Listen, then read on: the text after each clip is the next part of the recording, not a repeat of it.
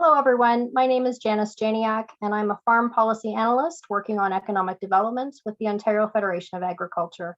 I'm here with Krista Kapitan today from Wilton Consulting Group, and we're going to talk to you about the Always in Season project. Community organizations and municipalities have a vital role to play in fostering an environment where agriculture and local food can thrive. Many communities want to show their support for agricultural producers and local food, but are often unaware of promotional weeks, initiatives, and other tools they can leverage to do so. Additionally, as many of us know, the COVID-19 pandemic has sparked a resurgence of interest in local food systems, and it's great to take advantage of this.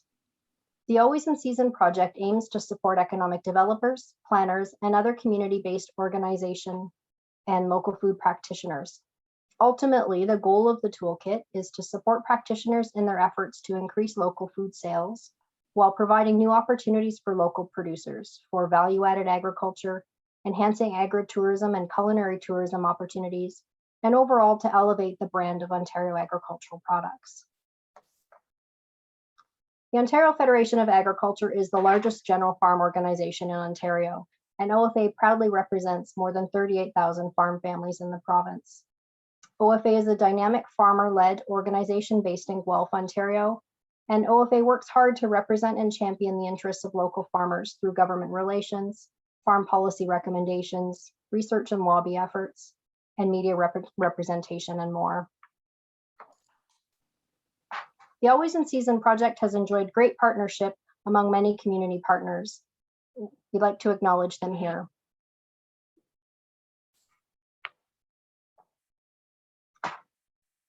Toolkit is meant to celebrate local food while assisting organizations and municipalities with actions and ideas to help the agri-food community. The toolkit was developed with a focus on Ontario, but much of the information is applicable for communities right across Canada. The target audience is municipal government stakeholders and other local food practitioners looking for ways to support the agri-food sector. And with that, I will pass the presentation over to Krista Kapitan with Wilton Consulting Group to walk us through the contents of the toolkit.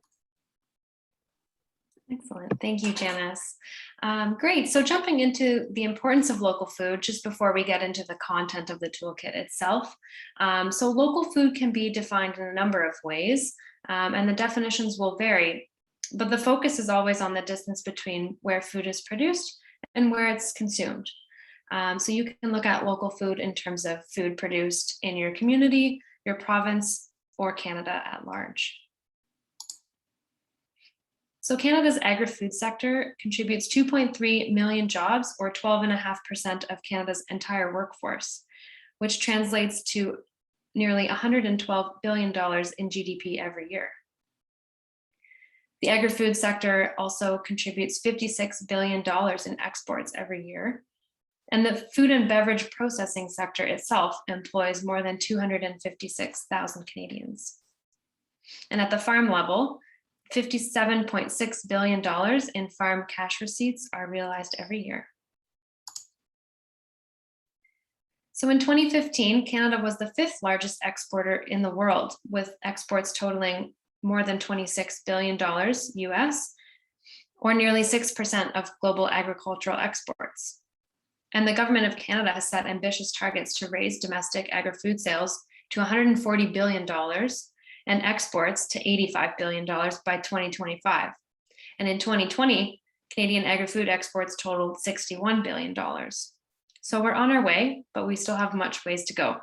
And growing the national agri-food sector requires developing market opportunities for local producers at large and small scales.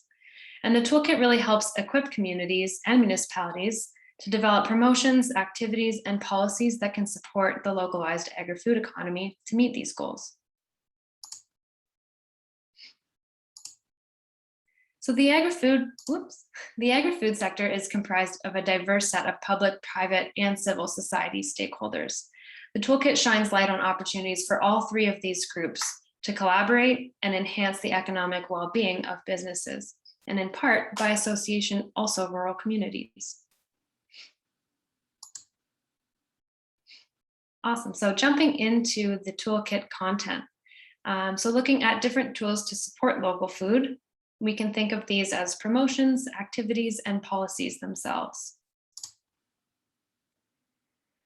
Promotional campaigns are one way to support the agri-food sector. So local food branding is a popular initiative that can really support agri-food businesses in terms of educating the public on local products that are produced in your area, providing a sense of pride in supporting local, so really building up that local buzz around local food. And some examples here in Ontario include this Epic Wineries branding for the Essex Pelee Island coast area, and an initiative in Northern Ontario called Buy Algoma, Buy Local. Buy Algoma is a branding initiative that connects visitors and residents with local food and beverages.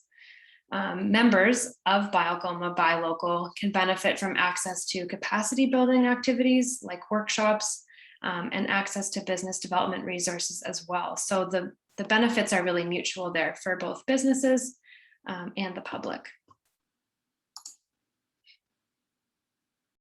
Another promotional campaign activity is taste trails and self-guided tours. These are a really great way to help with cross-promotion between different businesses.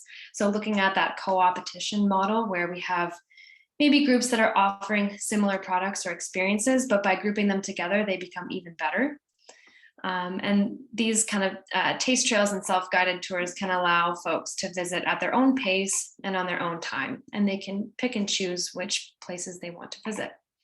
So a couple of popular examples in Ontario, and there are so many great ones, but a few include Lambton County's Cheers to the Coast Trail, which highlights local wine, beer, and cider businesses along the coast of Lake Huron, and Oxford County's Cheese Trail, which has 24 stops along a trail of local cheesemakers, restaurants, and other artisan shops. The tool has online maps where you can create your own experience, or you can select one from a number of curated experiences. So for example, there's one called Beers and Brie. There's another one called Family Fun That Couldn't Be Feta. So there's a bunch, and they're all quite fun. So looking at activities and events to support agri-food businesses. So ag awareness activities help transfer knowledge to the public, celebrate local agriculture, encouraging local spending, but they do require creativity for innovative public engagement about local food. So examples include Canadian Ag Literacy Month, Ontario Local Food Week, for example. Yeah. Great. So municipalities and communities can support the agri-food sector through awareness activities a number of different ways. You can host and support business-to-business networking events themselves. So the toolkit highlights some of these opportunities and how to put those on. We talked a little bit about mapping local assets and businesses for customers. So for example, Grey County has a community and business resiliency map, which came out of a need determined by the pandemic, actually, but the map has been so successful that they will carry it forward. And Perth County has a farm gate map as well. So sometimes it's just about putting your ag businesses on a map and allowing folks the opportunity to know where things are and be able to travel. Using social media to engage new audiences is a great way that communities can support agri-food awareness. Here in Ontario, the region of Durham has an agriculture and rural Twitter account where they talk about different events happening in the ag sector, fun facts about local food and agriculture in the area. So really tapping into social media networks to do that is a great way to support agri-food. Communities can help with ag food awareness activities, not only by hosting, but to streamline processes for other local groups. So for example, the city of St. Thomas has a festival and events manual to help people that are looking to put on these awareness activities, local food week, food trucks, those types of activities, and making it easier for them to do so. And this is especially important now with more of the public health kind of rules at the back of everyone's mind and trying to meet those requirements as well. And then more broadly, municipalities, there are structural ways that they can support the agri-food sector. So a couple of really great opportunities here include creating an ag advisory committee to address agricultural issues in your municipality, organizing a food policy council, conducting business retention and expansion studies specific to the local food sector, and ensuring that official plans and zoning bylaws don't restrict local food activity, but in fact enhance opportunities for local food development. And sometimes these policies can be as simple as including permitting road signage in your zoning bylaws for agriculture. So ag businesses can post, open now signs or educate about what's growing in their field, for example. Great, so some advice for planning activities within the toolkit. This is really important as you begin to plan an activity that can support the agri-food sector. Lots of great resources here. So when it comes to bringing together key stakeholders, there are a lot of groups to consider. The agri-food sector is fairly broad, so there's lots of folks here that you should consider engaging with, including farm groups or specific commodity groups, depending on the type of activity you're looking to organize, your regional tourism organization or local tourism department. Agricultural societies often are rooted in lots of really awesome historical knowledge about the ag sector in your community. Your local health unit, of course, is very important to engage. Community gardens, urban agriculture groups, your local chamber of commerce usually can help get the word out about your event or encourage other businesses in your community to partake. And conservation authorities as well. They often interact with the agricultural sector as well. And there's lots more to consider as you begin planning. And just a tip here, farmers are busy, so just be aware of their schedules and that they may differ from the schedule of other stakeholders that maybe you're more used to working with. And their schedules can be more demanding at certain times of the year, like September, October for harvest, for example.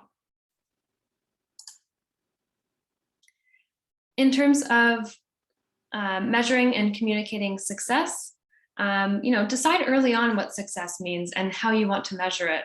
So some options include, how many attendees were there? What were your social media statistics like? Did you have a hashtag going? Were there conversations happening?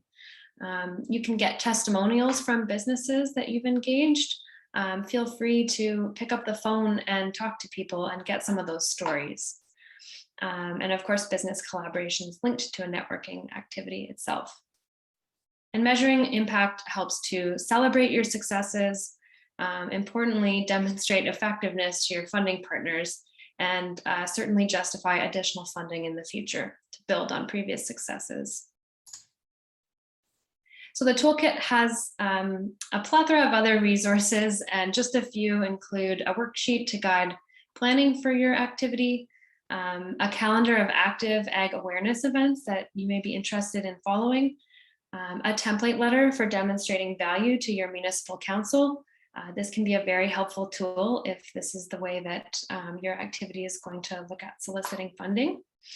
And then steps to guiding the development of a food charter for your municipality or region, which can be helpful in developing a local food policy council and encouraging local food purchasing in your community. And with that, I will hand it back over to you, Janice. Thanks, Krista.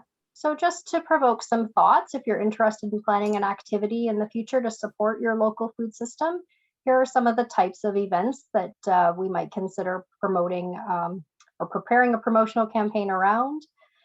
These are national events. Certainly it works well to take advantage of local events as well, and we've had great success using the social media toolkit, for instance, with Ontario Agricultural Week or Local Food Week in Ontario as well. Just food for thought. There is a website for the project itself, always in season on the OFA website, and we would encourage you to go there to download the toolkit and for more information if you're interested. And our contact info, we'd be happy to hear from you with any questions or comments about our project as well. And some additional references. Thanks, everybody.